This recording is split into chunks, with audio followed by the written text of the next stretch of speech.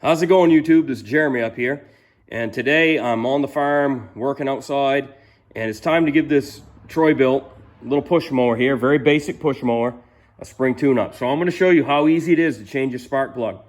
Now, if your mower stalls out and doesn't want to run, probably one of the first things you want to check is, well, does it have any gas in it? After that, check the spark plug. See if it's got spark. See if the plug looks bad. It's so easy to change these. This is a Briggs and Stratton 550EX. Pretty typical. Your mower may have a slightly different setup on it, but it's going to be very close to this. Let me show you how to do it. So I'm just going to grab right a hold of here. This is your spark plug wire down near the exhaust on this one here. I'm just going to pull that right off. See that?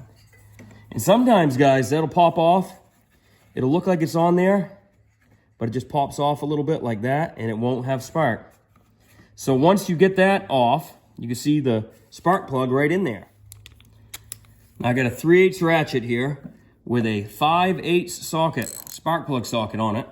Spark plug socket's got a little rubber grommet in there to help you pull the spark plug out on certain engines and stuff. So take this, we're going to put it over.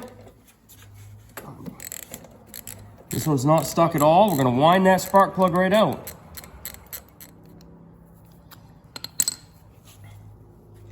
Now this plug is a Champion RC12YC, and I do like Champion plugs. I've replaced this one before. I'm just showing it to you. Champion RC12YC.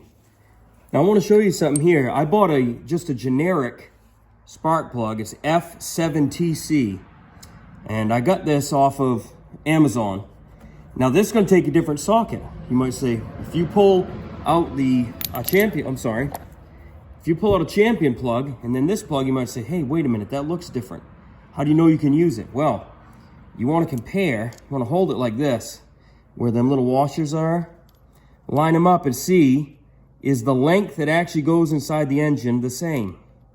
And in this case, I can see, yes, it is. The overall length is the same. Are these threads the same? Yes, they're the same size. Everything looks okay. So even though it's going to take a different socket putting it in, you're okay, you can still use it. You want to gap it first. Get a little gap tool at O'Reilly's or something like that. And I just set it somewhere around 25 thousandths or so is a good starting point. So I'm going to take this, start it by hand. Okay, I've got it seated down finger tight. I'm switching over to a 13/16 socket because remember, this one's a little bigger. And I'm not going to over crank this down, okay? I'm going to go about a quarter of a turn once I know that it actually seats. We got that done there. Now I like to put a little bit of dielectric grease on here. So I take the spark plug boot and I'm just going to put a little bit of grease in there. That'll help keep water out of this and it will help me get it off next time. That's all set. We're ready to mow the lawn. Have a great day, guys.